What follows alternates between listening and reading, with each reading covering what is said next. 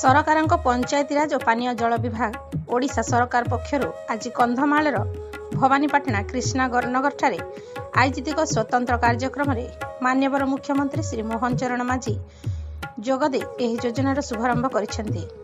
ଏହି ପରିପ୍ରେକ୍ଷୀରେ ରେଙ୍ଗାଲି ବ୍ଲକ ପରିସରରେ ମଧ୍ୟ ଏହି ଯୋଜନା ରେଙ୍ଗାଲି ବିଡିଓଙ୍କ ଅଧ୍ୟକ୍ଷତାରେ ଆରମ୍ଭ ହୋଇଯାଇଛି। ପ୍ରଧାନମନ୍ତ୍ରୀଙ୍କ ସ୍ୱପ୍ନ ହେଉଛି ସମସ୍ତଙ୍କ ପାଖରେ ଗୋଟିଏ ପକ୍କା ଘର ରହିବା ଦରକାର। କୌଣସି ବି ପରିବାର ଏଥିରୁ ବଞ୍ଚିତ ନ ହୁଅନ୍ତୁ।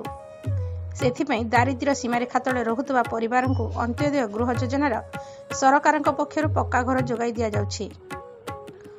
ଅନ୍ତ୍ୟୋଦୟ ଗୃହ ଯୋଜନାରେ ସାମାଜିକ ଅନଗ୍ରସର, ଶାରୀରିକ ଭିନ୍ନକ୍ଷମ, ପ୍ରାକୃତିକ କିମ୍ବା ମନୁଷ୍ୟକୃତ ବିପର୍ଯ୍ୟୟ, କ୍ୟାନ୍ସର ଭଳି ରୋଗରେ ପୀଡ଼ିତ ବ୍ୟକ୍ତି ଆଦି ବର୍ଗର ଗୃହଶୂନ୍ୟ ବ୍ୟକ୍ତିଙ୍କୁ ସାମିଲ କରାଯିବ।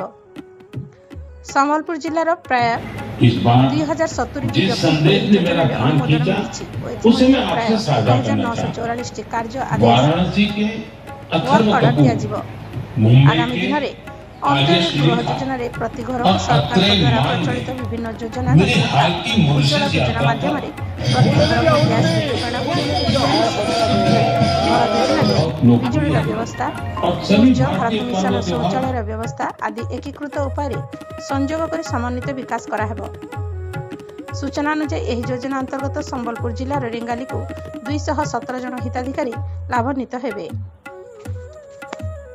ସମ୍ବଲପୁର ଜିଲ୍ଲା ରେଙ୍ଗାଲିରୁ ଅଙ୍କିତ ସାହୁଙ୍କ ରିପୋର୍ଟ, ମାତୃଭୂମି ଲାଇଭ୍ ଟିଭି।